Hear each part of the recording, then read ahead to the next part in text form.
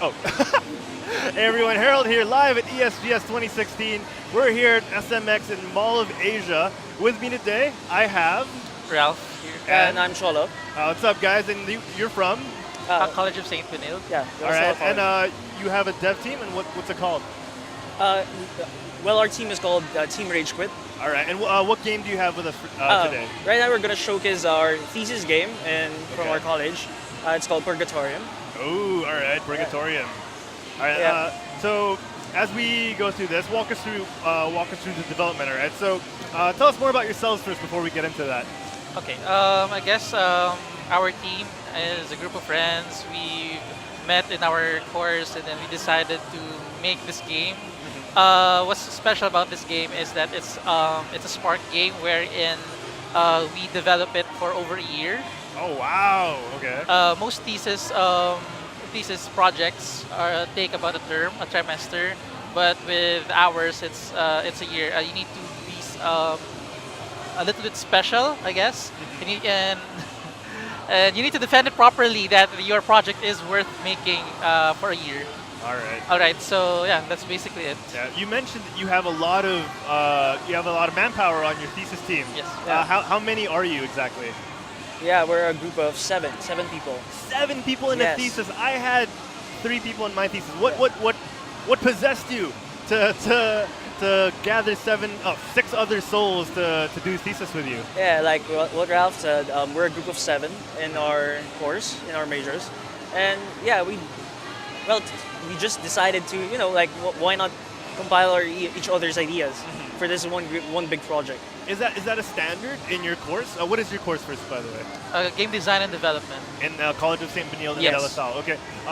So is that standard to have a huge team of 7? Yeah, actually no, because the standard. No. I mean, the maximum standard is 5 people. Oh wow. Yeah, okay. but 5 people, I mean, you're expected to work a 3-month project for Yeah. 5 people. So it depends on how you do it, right? How you develop it. And for our case, our thesis advisors actually encourage us for a group of 7 to do this design. I mean, until we got the deal that we have to make a game over a year, since the more the people, the more expected results that they need to see for a game, right? The more the manpower, the bigger the expectations Yes, that the yes. game's going to be good. Yeah. So here we go. All right. Here we Yeah. go. Let's get a shot of the game and let's get into it. Yeah. So I'll just introduce the game. So the game is a multiplayer. It's a multiplayer game. Okay. So it deals with 2 devices. It's connected via LAN. Okay. 2 So- devices meaning 2 separate computers. Yes. Okay. So Ralph, you start the versus. Ralph will be the host, and I'll be the one who will connect to Ralph. All right. So just to clarify, it's multiplayer only. Yes, it's multiplayer Yes. only. Now this is what is unique about our thesis, because some of our batchmates, they tend to do fast-paced games, Single player. single player, Yeah. 2D based games, Platformers. Yeah, platformers, and of course for us, since we're a group of 7, we wanted to think outside the box. Like, I mean, if international industries can make strategy games, why not local developers like ourselves, right? And I think another thing is that for most theses that are produced in GDD, in game design development, they tend to stay away from networking games, which is multiplayer. Because of the challenges. Challenge and the difficulty. I think it might be the hardest part of making this thesis is making sure that what I see from this computer is what he sees from his computer also. Yeah, definitely. Yeah. So yeah. Expect a lot of tension between QA and the developers Yes. because of the scale of the game, right? Yeah, that's right. That's right. All right, so let's get into it. What are we looking at right now? So what we're looking at is our settlement. So each player has its own settlement. Okay. Right now, Ralph's in the blue corner and I'm in the red corner. All right. So we have our own settlements. Okay. So we're gonna click these slots. Now, in order to start the game, you have to build neutral settlements. Now, neutral settlements, these are your resource settlements. Okay. So we have the ranch, Athenium, furnace, and base camp. So these unique settlements, these are what fuels the settlement. This is what fuels the game. Okay, okay. I mean, right, for example, the ranch is for the food, Athenium is for the research, Furnace is for industry, and base camp is your population or Okay. military units. So All right. let's start. Yeah, sure. So this is actually we have to do it really quick because since the goal here is to destroy your opponent's settlement. Okay. So like you have to quick build all the resources, and then you have to produce units really in a really quick pace. Like you Because need, your opponent might do it before you do. Yes. Yep. Okay. so As you can see here, you see the UI above. There are two towers that defend you before the opponent reaches your base. Oh, Okay. okay. So it's something similar to Dota. Yeah, yeah. Are the towers upgradable? Are they Can or you are they just customize static? them? No, they're static. They're static. Okay, Okay. cool. All right. So after a certain point, they're going to be useless and Yes, it's going to be yes, base yes. versus base. All right, that's awesome. and then for our units, since as you can see we have Fallen and Legion. Since the game is about Purgatorium, it's about the light forces above and the dark forces under in the other world, and they use Earth as their common battlefield. Okay. So I mean that's the lore of it. So Fallen are the light units, and Legion are the dark units. Okay. Okay. Okay, so Build some. So walk us through the difference between Fallen and Legion. All right, for Fallen, what we conceptualized is that they're more defensive. They take hits more. They're Okay. tanky, but at the same time, they're also very expensive. Oh, okay. Okay. Okay. So they, as they progress, as you can see here, you can upgrade your towers. As you progress, the units get stronger, get or beefier. I'm sorry. For the Legion, they're fast. They attack fast. They produce fast, but at the same time, they're cheap. Okay. What they lack is that they don't take a lot of hits. As fast as they are, they're fast to die. Yeah. Squishy. They're very squishy. Okay. Exactly. Is there a benefit of like putting rooms that are similar beside each other? Not really. They're more of like, for example, these neutral stations. You can simply upgrade them to enhance their benefit. For example, as you can before, the ranch was producing only 1 food per second. Now that's 1.5. Okay. What you could do, however, is that you could make more ranches to produce more food. For example, if you're lacking, you can see below here in the UI that how much food you're producing and how much food industry and research you're producing. By the way, we forgot to mention this part here. Before you can produce or make stations, you need to have settlers. Okay. Okay. Every minute, you produce one settler. Oh, okay. As you can see here, I have 20 settlers right now. It's been 20 minutes? Yeah. As you produce stations, it reduces, and if you upgrade, of course, it also reduces. Like, for example, here, let's make catacombs. See All it? right. All right. So let's not let the timer fool the fans at home. The objective of the game is to finish as quick as possible. Yes. Right. You mentioned during our pre-interview that your target is the people that are commuting. Your target market is the people that are commuting. You want this to be played in a fast-paced manner. Is that right? Yes. yeah. All right. So why fast? Aside from people commuting, what was the idea behind that? Or get into more of why you're targeting people who are commuting. I think it's probably well, we just wanted an innovative idea, since as you can see, people who are commuting, you can see they're playing games, puzzle games, platform games. Like for us, we want to implement the same impact to the audience, but with a different genre, with a different approach. Okay.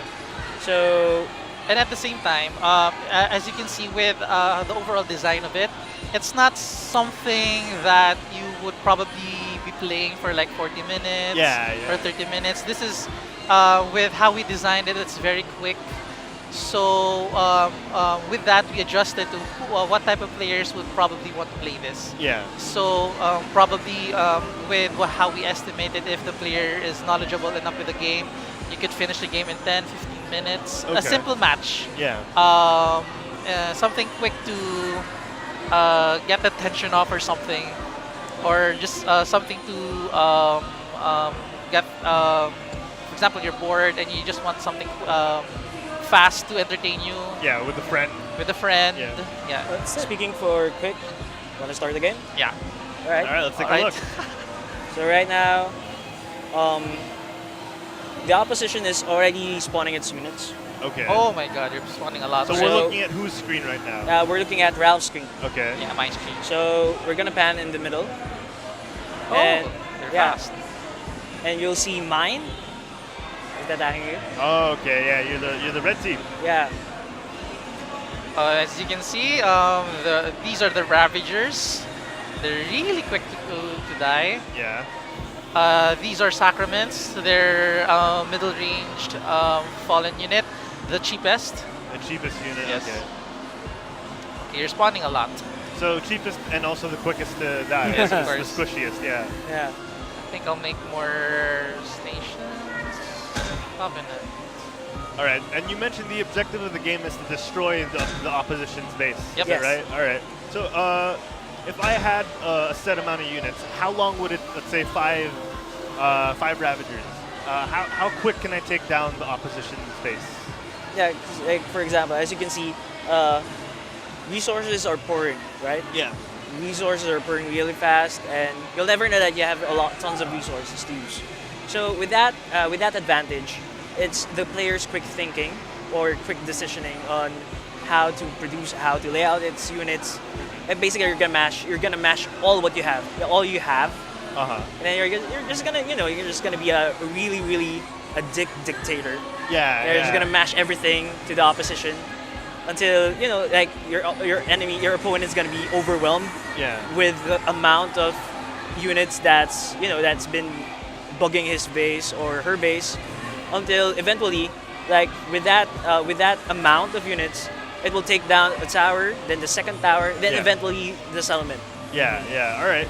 That's cool. And I assume there's more strategy to it than it seems, right? You can't just like keep sending out certain amounts of Yes. Yes. of one unit and expect to win. You have to pace it, and you have to pick the right units at the right time. Is that Yes, right? yes. All right. As we said, that it is a 1 year developing. It is still developing. Yeah. What we haven't implemented yet is that each unit has an ability Okay. or has passive abilities. Like for example, this third unit is actually called a Shrieker. That its attacks, the more units there are in front of it, the more damage it does. Oh, that's awesome. Okay, Okay. Yes. nice, nice. And then later on, we will be implement. For example, this is the corruption chamber, where building it unlocks the Ravager, fully leveling it up to 4. Whenever you summon one, it actually produces 2. This is this fourth one, for example, is the Harvester. Yeah. Right now, it does long range attacks, but upgrading it upgrading it to its full potential. Its attacks actually poisons the enemies, Oh wow. Yeah. something like that. So Yeah, in the long run, we do plan to implement these abilities. I guess But, one tower is down. Yeah. Do you might my want God. to? Yes. Yeah, one tower is down. So But as yeah, I said, How is the turnaround here? Like, is it at the point where it's not? In terms of like, if let's say one tower is already down, how is the turnaround of the one who is the quote unquote the losing side? Is it easy to bounce back? yeah. Since as I said, this is the advantage of upgrading upgrading settlements. So as you upgrade, you unlock another tier of units. Okay. So another tier of units is like, I think, triple or double the amount of damage that they can do. Okay. So for every tower down, it's like they giving another chance for Okay. for the one. So basically, resources are being are plummeted in a higher rate, right? Okay. You have only one tower and you're Yeah, Oh, I'm dead. okay. yeah. So it's just the second they reach your Yes. base. Okay, so they don't have to actually physically destroy your base. But that's awesome. It does seem very quick, and it Yes. does Yeah. seem something like it does seem like something that I could just sit next to my friend in the carpool and just be like, "Hey man, you want to play?" And Yeah. we just get going. That's awesome. I mean, that's what we're pointing out because you can't lose focus. Yeah. I mean, it deals with you trying to build your settlement, yeah. but at the same time, you have to balance your time in delivering units because you don't know if you don't know if the units of your from the enemy is gonna, like I got 2 towers down. Like Yeah. what I'm gonna do? Yeah. I've been focusing too much on my settlement. Yeah. Or talking to a handsome interviewer. Yeah. I'm just saying. Thanks. I'm just saying. Thank you. I'm just saying. So that's great. And you mentioned that you're doing this for your thesis, and it's been going on for about a year. Yeah. How long are you planning to keep going? For our thesis, we just ended last July. Oh, you went through Yeah. the defense already. Yeah, Yeah. we went to the defense. Congratulations, Yeah, guys. thank you. We got People's Choice. People's Yeah, Choice. we got People's Choice. Nice. Yeah, Oh, for best thesis. Wow, that's good. Wow, I would have voted for you. I definitely would have voted for Yeah. you.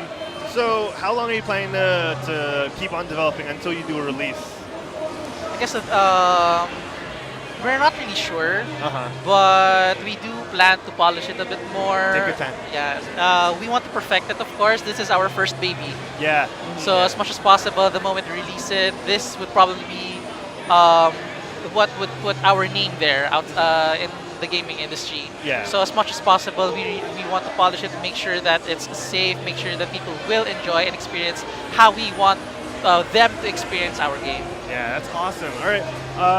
You mentioned the platforms, mobile, most Mobile, definitely. target Are you thinking of any other platforms? Probably Steam. Steam. Oh, Yes, of course, yes, Steam. No consoles. No consoles. No Too, consoles. too hard. Yeah. Too hard to find a market. Yeah. Okay. I totally understand. But the game looks great.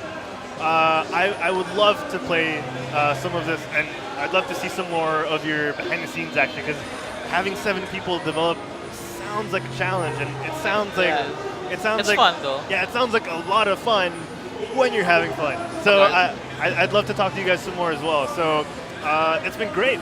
So you're here at ESGS, the Indie Arena booth. What can people expect when they find you guys?